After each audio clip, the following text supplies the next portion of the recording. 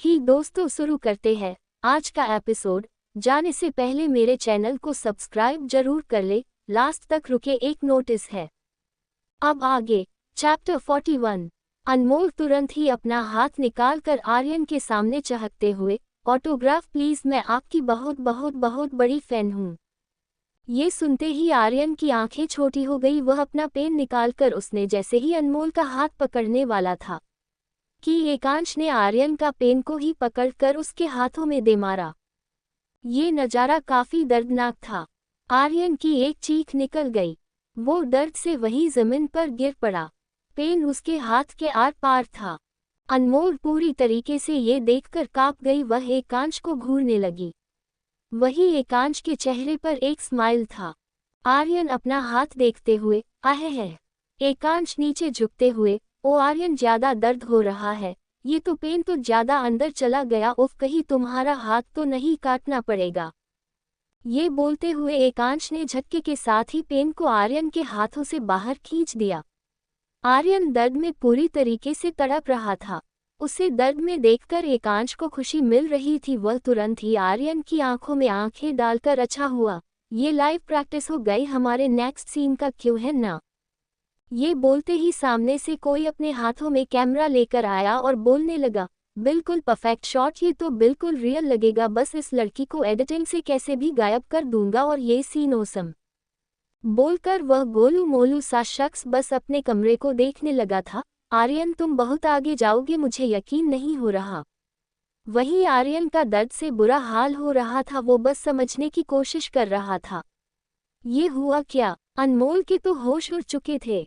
तो एकांश कहते हुए, परेशान ना हो आर्यन, चिल करो। मैंने कहा था ना तुम्हें एक ऐसी परफेक्ट सीन देनी है जो रियल में हो, सो मैंने दे दी। पर मेरा इरादा तो तुम्हें टेरेस से फेंकने का था, जो बिल्कुल परफेक्ट शॉट होता। ये सुनकर आर्यन पूरी तरीके से डर गया। उसकी हिम्मत नहीं हो रही थी कि वह एकांश को कुछ भी बोल सके, क्योंकि एकांश के आगे वह एक छोटा मोटा एक्टर था और एकांश के ड्रामे में उसका सिलेक्शन हुआ था। आर्यन वापस दर्द के साथ ही वहां से उठकर चला गया। पर इतना तो समझ में जरूर आ गया था कि एकांश पागल इंसान है और उसके असिस्टेंट के लिए इस तरह पागल और पजेसिव होना ये अजीब है। अपना दांत पीसते हुए, देख लूंगा तुम्हें एकांश सूर्यवंशी, कहते हुए आर्यन चला गया। एकांश अपने होठों से सीटी बजने लगा और पीछे मुड़कर अनमोल को एक स्माइल से देखते हुए, अनमोल पूरी तरीके से कांप रही थी। उसके हिल्स भी लड़खड़ा रहे थे। वह पीछे हटी कि एकांश ने उसे अपनी बाहों में भर लिया और तुरंत ही अपनी गोद में उठाते हुए उसे वहां से ले जाने लगा। ये देखकर अनमोल पूरी तरीके से चौंक गई। वह तुरंत ही अपना हाथ पैर चलाते हुए, नहीं। पर एकांश का सख्त चेहरा देखते ही, जिस पर स्माइल नहीं थी, वह बिल्कुल खामोश हो गई। एकांश अनमोल को अपनी वैनिटी वैन में ले आया और लाकर उसने सोफे पर फेंक दिया। अनमोल खुद को संभाल कर उठकर बैठ गई थी। एकांश नीचे झुकते हुए, जिसे अनमोल पीछे जाकर जोर से चीखते हुए, प्लीज हमारे पैर मत काटिए, वह हमें पसंद है ना, वह हमारे फेवरेट एक्टर है, इसलिए हमने उन्हें काफी दे दी और यह सब कुछ आपकी गलती है। पिछली सुबह से हम 30 कॉफी का कप बन चुके हैं और आप है कि एक बार भी अपने ट्राई भी नहीं किया, न ही हमारी तारीफ की कि वह कैसे बनी है।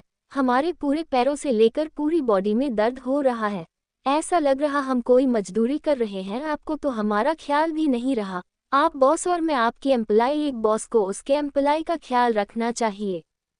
अनमोल बस नर्वस होकर डरी हुई सब कुछ एकांश से बोले जा रही थी कि उसकी नज़र एकांश पर पड़ी, जिसे उसके सैंडल को बड़े ही प्यार से उतर कर नीचे रख दिया और उसके पैरों पर अपने हाथ चलाने लगा, जो पूरी तरीके से रेड हुआ था। वह अनमोल को घूरते हुए, अगेन वही गलती, तुम्हें ये हाई हील्स किसने पहनने के लिए बोल दिया जब ठीक से चला नहीं जाता? अपनी पैर तोड़कर हर वक्त मेरे कंधे पर घूमना चाहती हो क्या? ये बोलते ही एकांश अनमोल के सामने लपक गया। अनमोल डरी हुई सामने घूमकर उसने अपने चेहरे के पास अपने हाथों को रख लिया। ऐसा लगा जैसे एकांश उसे थप्पड़ मारने वाला हो। एकांश अनमोल के हाथों को देखने लगा, जो वह भी लाल हुआ पड़ा था। एकांश अनमोल के सोफे पर उसके ठीक बगल में ही बैठ गया तो अनमोल के जैसे सांस ही रुक गई हो। एकांश ने अपनी लंबी सांस खींचते हुए, वह तुम्हें सच में पसंद है क्या? अनमोल एकांश को देखने लगी क्योंकि एकांश से इस सवाल की उम्मीद तो उसे बिल्कुल भी नहीं थी। वह एकांश को देखने लगी, उसे समझ ना रहा था वह बोले तो क्या। एकांश अपना सवाल को दोबारा से दोहराते हुए, तुम्हें आर्यन पसंद है, तुम्हें उसका ऑटोग्राफ चाहिए। अनमोल एक स्माइल से उसने जल्दी से अपना हाँ में सर हिलाना शुरू कर दिया तो एकांश एक सार्कास्टिक स्माइल से, हम क्या करोगी उसके ऑटोग्राफ का। अनमोल तुरंत ही अपना हाथ निकलते हुए, पूरे 50,000 में बेच दूंगी, मुझे 50,000 रुपीस चाहिए ताकि मैं उसे। ये बोलकर अनमोल ने बड़े मासूमियत के साथ अपने मुंह पर हाथ को रखकर पीछे चली गई, जैसे उसकी कोई बड़ी सी बात एकांश के सामने आ गई। एकांश ये सुनकर उसकी आंखें पूरी तरीके से छोटी हो गई थी। मतलब ये लड़की, उसे लगता था कि एक वही पागल है। इस लड़की को उसे आर्यन का ऑटोग्राफ चाहिए क्योंकि वह उसे बेच सके, वह भी बस इतनी छोटी सी रकम के लिए। जबकि बेवकूफ़ यह नहीं जानती कि अगर एकांश ने अपना ऑटोग्राफ दिया तो अनमोल शायद उसके कॉन्ट्रैक्ट से आज़ाद भी हो जाए, या उसकी दी हुई पेंडेंट जो अनमोल आज़ाद होकर न जाने अपनी पूरी जिंदगी शान से गुजर सकती थी, क्योंकि उसका पेंडेंट काफ़ी ज़्यादा कॉस्टली था। एकांश अनमोल की तरफ रखते हुए फिर काफ़ी नरमी के साथ, तो तुम्हें इतने छोटे से पैसे की रकम चाहिए इसलिए वह तुम्हें पसंद है। अनमोल अभी उसने अपने मुंह पर हाथ रखा हुआ था कि एकांश अनमोल के चेहरे के पास उसके हाथों को हटाते हुए, ठीक है मैं उसका ऑटोग्राफ लाकर तुम्हें दे दूंगा, बदले में तुम्हें मेरे लिए कुछ करना होगा। अनमोल तुरंत ही अपना हाथ एकांश से छुड़ाते हुए पीछे जाने लगी और कहने लगी, बिल्कुल भी नहीं, मैं बहुत ज़्यादा थक गई हूँ और मुझे छुट्टी चाहिए, और उस बेकार वाली किस तो आपको बिल्कुल भी नहीं मिलेगी। आप ये किस उससे ले लीजिएगा, मैंने देखा कैसे आप उसके साथ चिपक कर डांस कर रहे थे। छी, मुझे तो कहने में भी शर्म आ रही है, पर आप बेशर्म इंसान हैं, आपको इन सब चीज़ की कहाँ पड़ी हुई है। एकांश ने केवल स्माइल से अनमोल के होंठों के पास आकर उसकी आंखों में देखते हुए क्या कहा, सुगर लिप्स में कितना करीब था उसके। ये कहते हुए एकांश अनमोल को स्माइल से देखने लगा। उसे बस अनमोल की बातें सुनकर सुकून मिल रहा था। अनमोल का चेहरा गुस्से से लाल होने लगा। वो एकांश होंठों के बिल्कुल पास आकर गुस्से से, वो लड़की इतने करीब थी, ऐसा लग रहा था। एकांश अनमोल के सांसे को महसूस कर सैडिक्टिव आवाज में अनमोल से कहने लगा, क्या लग रहा था, sugar lips come on tell में उसे जान से मार दूं क्या, मेरे इतने करीब आने के लिए। ये सुन अनमोल एकांश की भूरी आंखों में देखने लगी, जिसके होठों पर एक स्माइल थी, उसके होठ भी एकांश के बेहद करीब थे। वह समझ नहीं पा रही थी वह इतने बड़ी बेवकूफ़ कैसे हो सकती है, वह कैसे इस इंसान के इतने करीब आ गई और इतना सब कुछ बोल भी गई।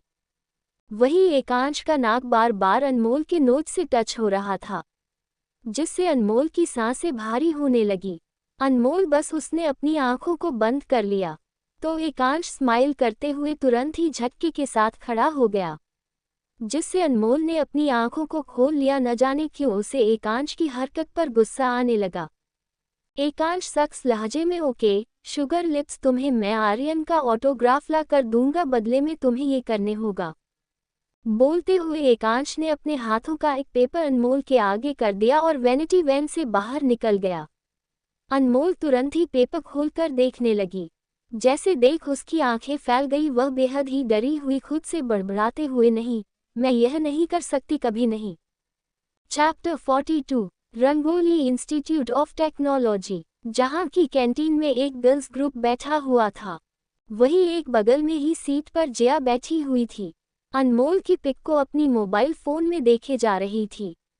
उसने गुस्से से अपना फोन वही पटक दिया और खुद से बदबदाते हुए, हमेशा मेरे साथ ऐसा क्यों होता है, जब भी किसी की करीब जाने की कोशिश करती हूँ, या तो मुझसे दूर चला जाता है या मुझे भूल ही जाता है। मुझे लगा था मेरी इकलौती खुशी मुझे मिल जाएगी मेरी भाभी बनकर, पर न जाने कहाँ गायब हो गई हो। क्या तुम्हें मेरी याद नहीं आती अंडस्को अनु?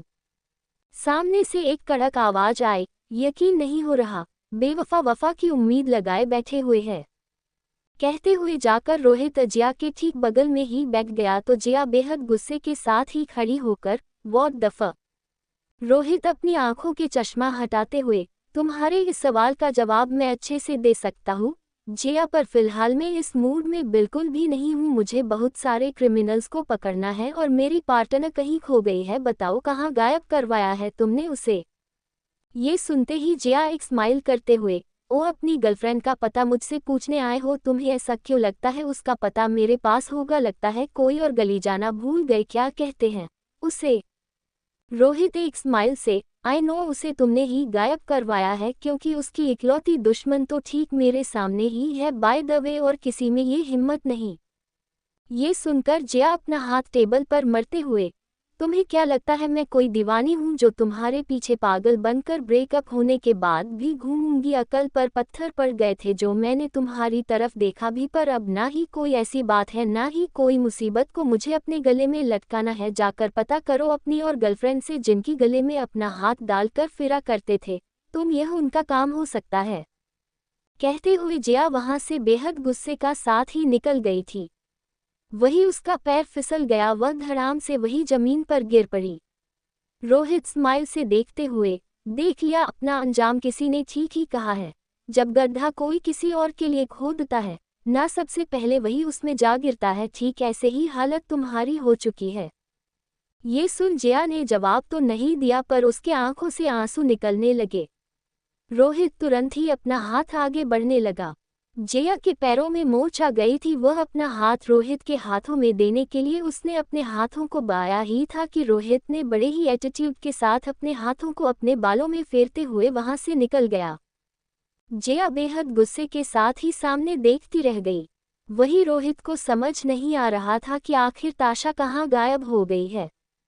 प्रश्नवाचक चिन्ह। उससे कहीं ज्यादा उसके लिए उस सीरियल किलर जोकर को ढूंढना जरूरी हो गया था। वह इतना तो जरूर समझ गया था ये किलर जोकर जो भी है शायद उसके सामने ही है, या रोहित से कोई मिस्टेक हो रही है। जो भी हो, इस किलर से एकांश का कोई तो लेना देना है। उससे कहीं ज्यादा अकीरा के होश में आने का इंतजार था क्योंकि उसने शायद कातिल को देखा हो जिसने राइटर तनु को बड़ी ही बेरहमी से मार दिया, और उससे पहले और भी डायरेक्टर और लोगों का जोकर के रूप में, और उन सबको एकांश के हर स्पेशल जगह लास्ट छोड़ जाना।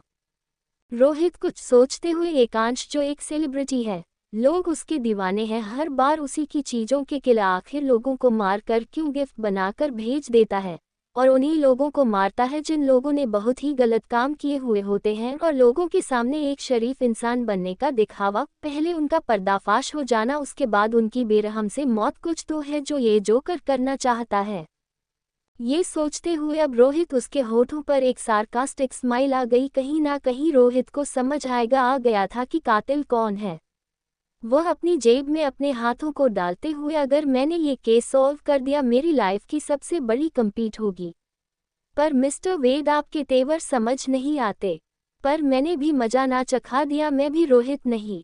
शाम का वक्त, अनमोल अपनी माँ के वार्ड से उन्हें देखते हुए बाहर निकल रही थी कि उसकी नज़र सामने एक वीआईपी वार्ड पर पड़ी जहां मिस्टर तेज वहां खड़े पुलिस ऑफिसर से बातें कर रहे थे। अनमोल समझ गई, जरूर उसके अंदर अकीरा एडमिट होगी। वह अपने वापस से अपने चेहरे पर मास्क लगाते हुए बिल्कुल खुद को नॉर्मल करके अपने दिल के दर्द को छुपाते हुए, अनमोल ने वहां से निकलना है ठीक समझा। वह तुरंत ही वहां से जाने लगी थी, अचानक कि उसके सामने वेद आ गया। वेद एक स्माइल से, बाहर चलोगी मेरे साथ, शाम हो गई है। अनमोल कुछ सोचते हुए हाँ में अपना चेहरा हिलाते हुए वेद के साथ वही पास में समंदर के किनारे चली गई। वहीं सीट पर बैठे हुए थे कि वेद ने कहना शुरू किया, अनु मुझे एक सवाल पूछना है, मैं चाहता हूँ तुम उसका जवाब सच सच दो। अनमोल कुछ सोचते हुए अजीब नजरों से पहले उसने वेद को देखा, पर हाँ में अपना चेहरा हिलाते हुए वह कहने लगी, आपने हमारी बहुत हेल्प की है। मैं नहीं जानती आपसे मेरा क्या रिश्ता है, पर आपके साथ वक्त बिताना मुझे सुकून दे जाता है, और मुझे लगता है इस बेगाने शहर में कोई तो मेरा अपना है जो दादी के बाद भी मेरा ख्याल रखता है। अनमोल अपने होठों से तो बोल रही थी, पर उसके आंखों के सामने एकांश का चेहरा याद आने लगा जब उसने उसके सैंडल को निकालकर दोपहर में उसने फेंक दिया था और एक पेपर देकर चला गया था। अनमोल उस पेपर को पढ़ाते हुए उठी थी कि उसकी नज़र सामने जूते पर पड़ी जो एकांश का था, जो उसके लिए छोड़कर गया था ताकि अनमोल को फिर से हाई हील पर न चलाना पड़े। ये याद आते ही अनमोल वेद की तरफ देखते हुए, पूछिए कौन सा सवाल पूछना चाहते हैं आप? वेद कुछ गहरी सोच में डूबे हुए कहने लगा, मैं पूछना चाहता हूँ तुम्हारा उस जोकर से क्या लेना देना है। मैंने देखा था उस दिन बीच पर तुम उसके साथ थी और शायद तुमने कुछ कार्ड पर लिखा भी था। कहते हुए वेद अपने हाथों का कार्ड अनमोल के सामने कर दिया तो अनमोल की सांसें भारी होने लगी, उसके माथे पर पसीना आने लगा। वह सब कुछ जो उसके साथ हुआ इन सब में ये तो भूल ही गई थी, पर वेद के सवालों ने एक बार फिर से उसे सब कुछ याद दिला दिया था। अनमोल की आंखों के दर्द को वेद समझते हुए उसने अपनी आंखों को छोटा कर लिया और कहने लगा, इट्स ओके, कोई बात नहीं, तुम घर चलो, मॉम तुमसे मिलना चाहती है उस दिन के बाद से, और शायद जिया भी। अनमोल वेद की तरफ देखते हुए, मुझे माफ कर दीजिए, हमें इस वक्त यहाँ से जाना होगा, हम आपकी किसी भी सवालों के जवाब नहीं दे सकते। कहते हुए अनमोल तुरंत ही वहां से भागने लगी। अनमोल को इस तरह से खुद से दूर जाता हुआ देख वेद को कुछ भी समझ नहीं आया, या वो समझ गया। वो भी अनमोल के पीछे जाने लगा कि अचानक से अनमोल किसी शख्स से टकरा गई जिसके पास रंग बिरंगी, शायद उसने कोई स्वीट वही बीच पर बेच रहा था कि वेद ने अनमोल को गिरने से संभाल लिया, पर वही सारे रंग बिरंगी स्वीट्स वेद के ऊपर जा गिरी। अनमोल वेद को इस तरह से देख और सॉरी कहते हुए उसमें वेद को साफ करना शुरू कर दिया। वेद इट्स ओके कहते हुए वह कहने लगा, क्या हो गया तुम्हें, ऐसे भाग क्यों रही हो, रुको। अनमोल बस उसकी आंखों के आंसू को देखकर वेद पूरी तरीके से चौंक गया। वही अनमोल तुरंत ही वहीं से वापस से भाग गई। उसने एक टैक्सी रोका और वहीं बैठकर वहां से निकल गई। वेद को कुछ समझ नहीं आया। वह खुद को देखने लगा जिसका व्हाइट शर्ट पूरी तरीके से खराब हो चुका था। वही राजवीर आकर उसने अपना टिश्यू पेपर वेद के आगे कर दिया। वेद टिश्यू पेपर लेकर खुद को साफ करना शुरू कर दिया और कार में आकर उसने अपने शर्ट उतरना शुरू कर दिया और कहने लगा, राजवीर मुझे I don't know how but मुझे कैसी भी उससे शादी करनी है। राजवीर वेद की बातों को सुनकर पूरी तरीके से चौंक गया।